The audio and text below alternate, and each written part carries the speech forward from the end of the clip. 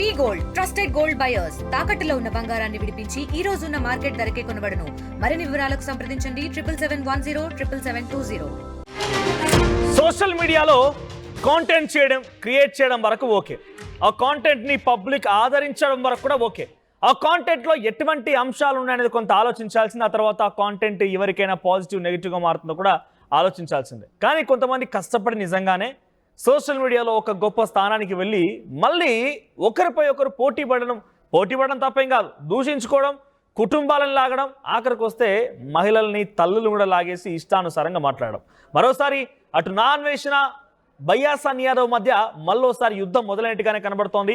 ఏకంగా నాన్వేషణ పైన కక్ష పెంచుకున్నట్ట బయ్యాసన్ యాదవ్. అందుకే డైరెక్ట్గా వైజాగ్ మరి వెళ్ళిపోయి అక్కడ వరడా ప్రాంతానికి అంటే విలేజ్కి వెళ్ళి అక్కడ నాన్వేషణ ఉండేవాడని, ఆ షెట్టర్లోనే ఉండేవాడని, ఆ తల్లిదండ్రులు అక్కడ సారా కాసేవారని, ఆ సారా కొట్టు దగ్గర సుమారు 4 అమ్మాయిలు ఉండేవారని, ఆ తల్లి గురించి మాట్లాడడం, తండ్రి గురించి మాట్లాడడం, ఇది చాలా పెద్ద ఎత్తున గతంలో నాన్వేషణ కూడా ఈ రకంగా చేసుకొచ్చాడు.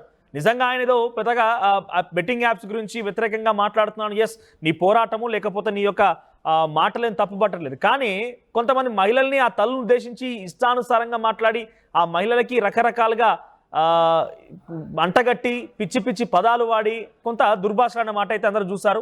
సో ప్రస్తుతానికి మరోసారి బయ్యాసన్ యాదవ్ వర్సెస్ అటు నాన్వేషణగా మారింది. మరి చూద్దాం అసలు ఎవరి వర్షన్ ఏంటి ఏందని తెలుసుకునే ప్రయత్నం చేద్దాం. మనతో పాటుగా ఇప్పుడు ఆర్టీవీకి లైవ్లో అందుబాటులో అటు పరేషాన్ boys Imran Khan and influencer యువ సామ్రాట్ కూడా అందుబాటులో ఉన్నారు.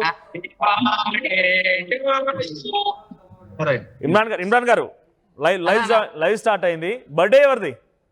అయిపోయిందా అన్న? లైవ్ స్టార్ట్ అయింది లైవ్. మీరు కనిపిస్తలేనా? రైట్, పీసీఆర్ కనిపిస్తుంది, మీకు స్క్రీన్ వస్తుంది. ఎవరిది బర్త్డే సెలబ్రేట్ చేస్తున్నట్టున్నారు, ఏదో మంచి హుషారులో ఉన్నారు. ఓకే,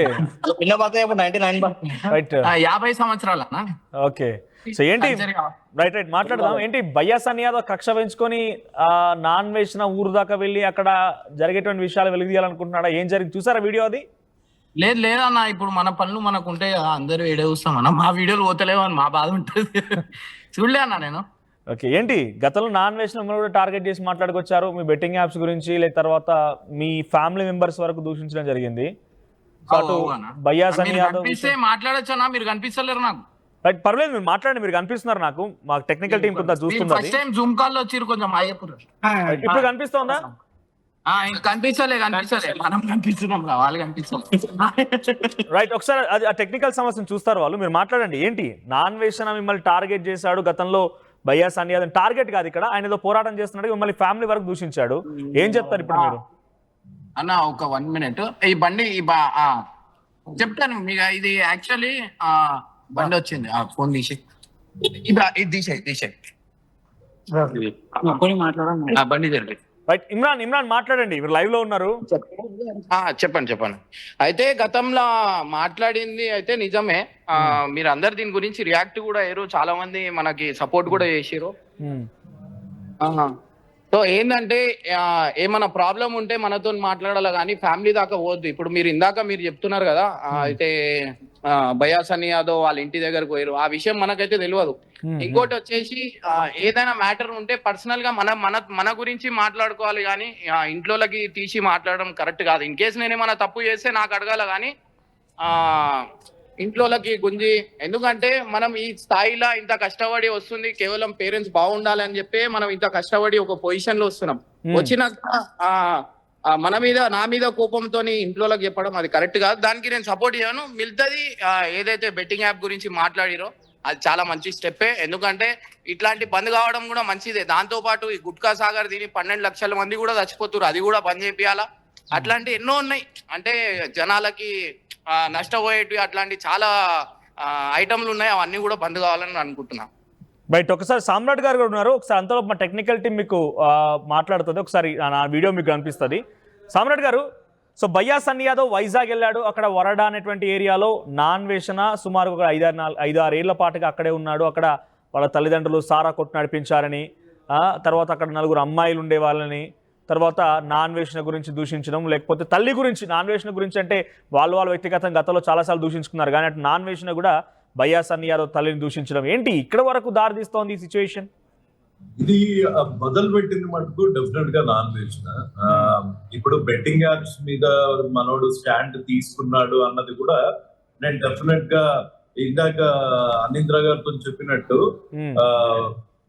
మురుగుతున్న కుక్కకి ఒక చికెన్ ముక్క దొరికినట్టు సజ్జనార్ గారు ఎప్పుడైతే భయ్యా సన్నీ యాదవ్ మీద కేసు పెట్టమని సజ్జనార్ గారు చెప్పారో అప్పటి నుంచి ఈ బెట్టింగ్ యాప్స్ వల్ల చనిపోయిన వాళ్ళ శవాల మీద డబ్బులు చేసుకుందాము అని మనోడు ఒక మంచి స్ట్రాటజీ చేసింది అనమాట. ఇప్పుడు ఒక వ్యక్తి తప్పు చేస్తే ఆ వ్యక్తిని అది కూడా ఏంటి, అది కూడా నీకు ఎక్కడ వరకు అనే హక్కు ఉంటుంది అంటే నువ్వు చేస్తుంది తప్పు, దీని వల్ల ఇంతమంది ఇంపాక్ట్ అవుతున్నారు అక్కడ వరకు అయిపోతుంది. అంతేగాని వాళ్ళ అమ్మలను తిట్టి వాళ్ళ అమ్మని సికింద్రాబాద్ రైల్వే స్టేషన్ దగ్గర కూర్చోబెట్టి డబ్బులు సంపాదించుకోమని ఈ చెత్త వాగుడంతా వాగే హక్కు డెఫినెట్ గా నాన్ వేషన్ కి లేదు. Coming back to the betting topic, ఆ బెట్టింగ్ టాపిక్ సజ్జనార్ గారు ఇప్పుడు నేను మొదలు పెట్టినప్పుడు కానీ లేకపోతే కొంతమంది కర్ణాటకలో ఫిల్ చేసినప్పుడు కానీ ఈ బెట్టింగ్ అన్నది ఇది కంటిన్యూస్ ప్రాసెస్. ఇది ఎప్పటి వరకు అయితే లీగలైజ్ చేసి దీన్ని రెగ్యులేట్ చేయరో అప్పటి వరకు బెట్టింగ్ వల్ల చనిపోయిన వాళ్ళు ఉంటూనే ఉంటారు. ఇప్పుడు చూస్తున్నారు, ఇప్పుడు బెట్టింగ్ ఆడే వాళ్ళు లేరా, ఇప్పుడు బెట్టింగ్ వల్ల చనిపోయిన వాళ్ళు ఎవరు ఉండట్లేదా? మీరు చూస్తూ ఉంటే ఆత్మహత్యలు జరుగుతూనే ఉన్నాయి, బెట్టింగ్ ఆడే వాళ్ళు ఆడుతూనే ఉన్నారు, దాన్ని ప్రోత్సహించే వాళ్ళు ప్రోత్సహిస్తూనే ఉన్నారు.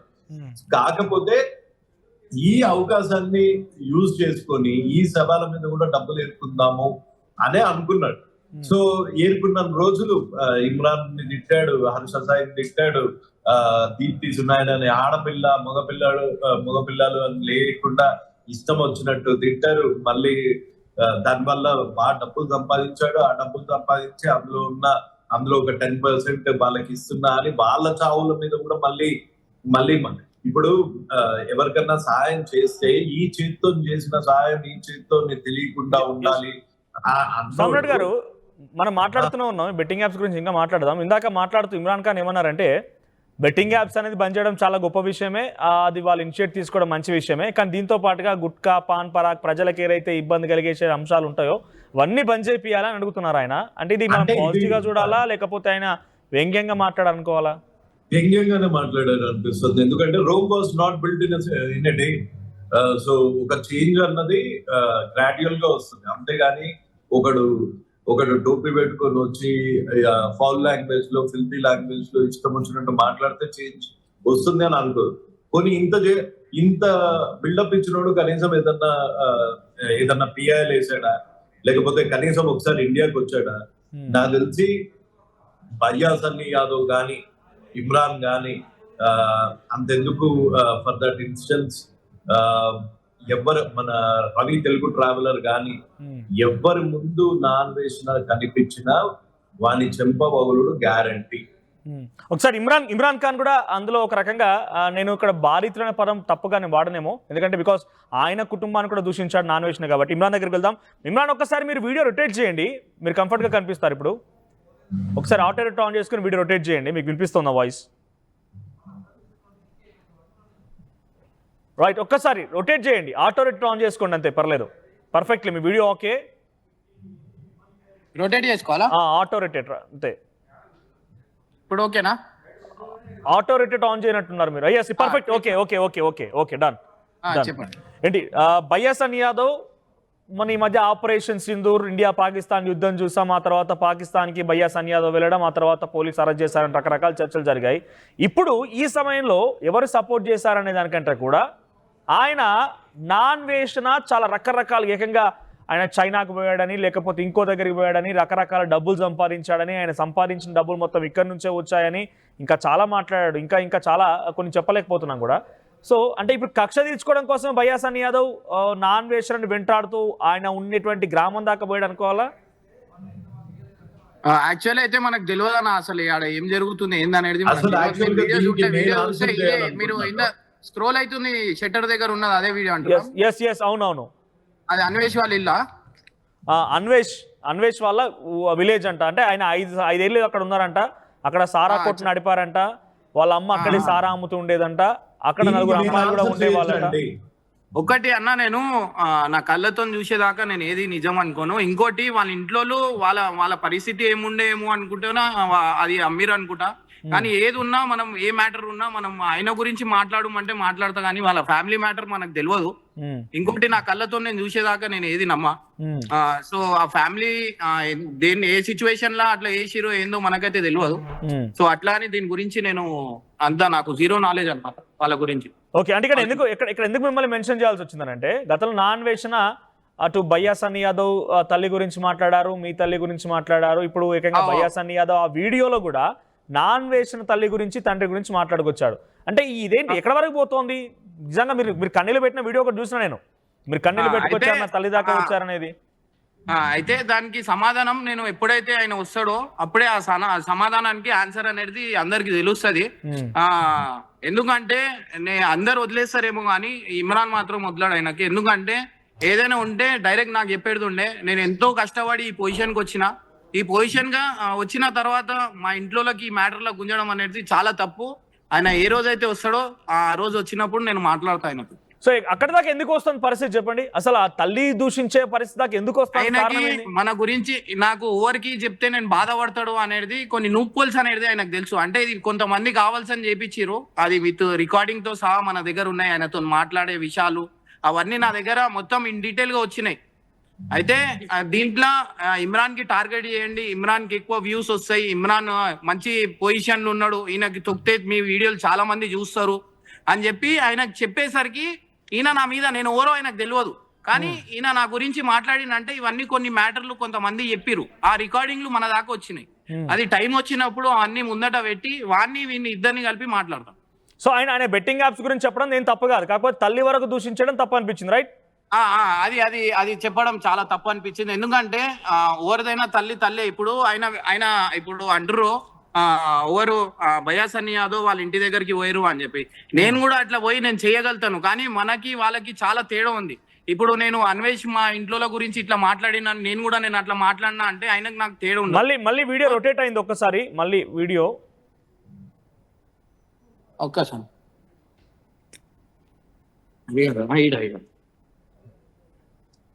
సో నేను వాళ్ళ ఇంట్లో గురించి అయితే ఏం మాట్లాడలేను, ఎందుకంటే వాళ్ళ ఇంట్లో గురించి మాట్లాడితే మనం తప్పు అవుతాం.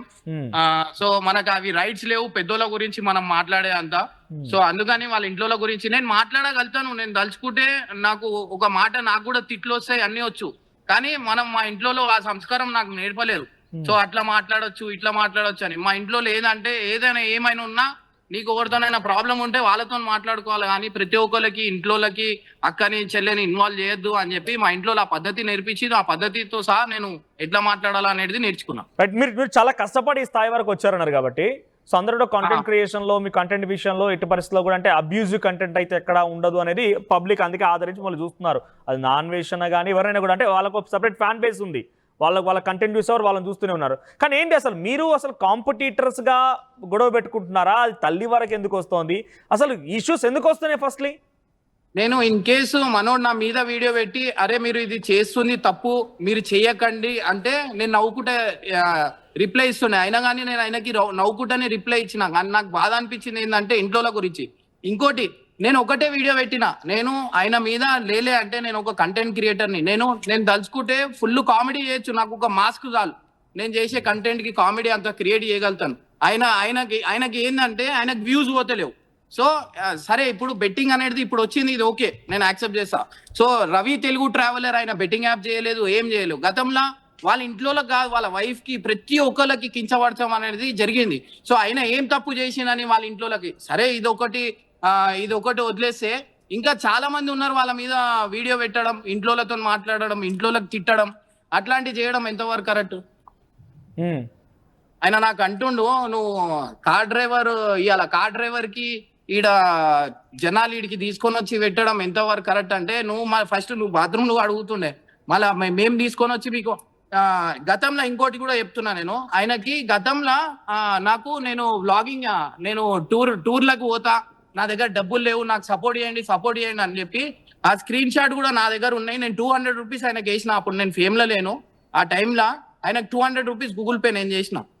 నేను బ్లాగింగ్ చేస్తా, నేను దేశాలు తిరుగుతా అని.